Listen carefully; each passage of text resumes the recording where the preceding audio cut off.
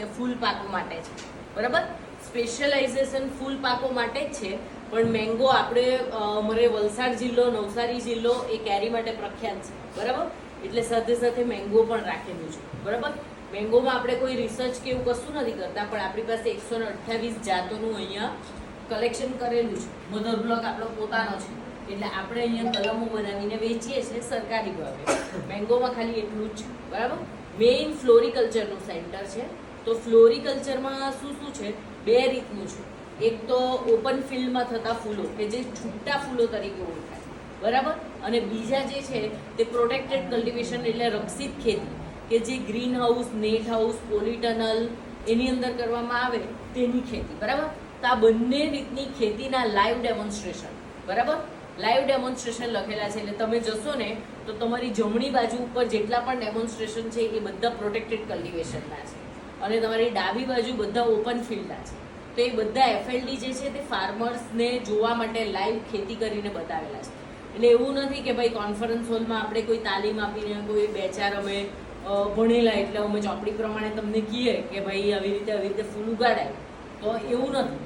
ખેડૂતોને એકચ્યુઅલ ઉગાડીને બતાવેલા છે, એની ઉપર આપણે કેટલું કોસ્ટ લાગે, વરસ દિવસે કેટલા ફૂલ આવે એનું લાઈવ ડેમોન્સ્ટ્રેશન આપણી પાસે છે. એટલે તે જોઈને, જાણીને, અડકીને જોઈ પણ શકે. બીજું કે પ્લાન્ટિંગ મટીરિયલ પણ આપણે અહીંયાથી પ્રોવાઈડ કરીએ છીએ. સેન્ટરની મુખ્ય કામગીરી આ એફએલડી બતાવવાની, એટલે કે ખેડૂતોને તાલીમ આપવાની છે, બરાબર. ધારો કે તમે અહીંયા મહારાષ્ટ્રથી અહીંયા આવ્યા છો, બરાબર છે. તો મહારાષ્ટ્રમાં તો પુણે છે, નાસિક છે, ત્યાં ઘણા ફૂલોની ખેતી થાય છે, બરાબર ને. ગલગોટાની તો મેક્સિમમ લેવલમાં, બરાબર.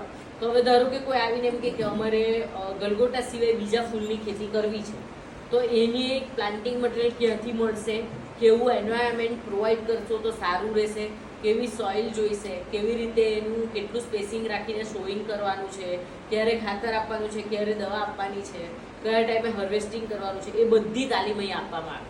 સાથે સાથે એ લોકોને પ્લાન્ટિંગ મટીરિયલ પણ જો જોઈતું હોય તો પ્રોવાઈડ કરવામાં આવે, બરાબર. અને લાઈવ નિદર્શનો એટલે કે લાઈવ અમારી જે ખેતી ચાલુ છે તેની અંદર એ 3 થી 5 દિવસ સુધી રહીને જોઈ પણ શકે કે કેવા ફૂલો આવતા છે, બરાબર.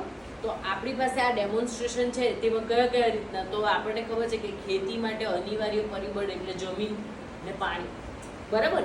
પણ આપણી પાસે અમુક ક્રોપ એવા છે કે જે જમીન વગર પણ થઈ શકે.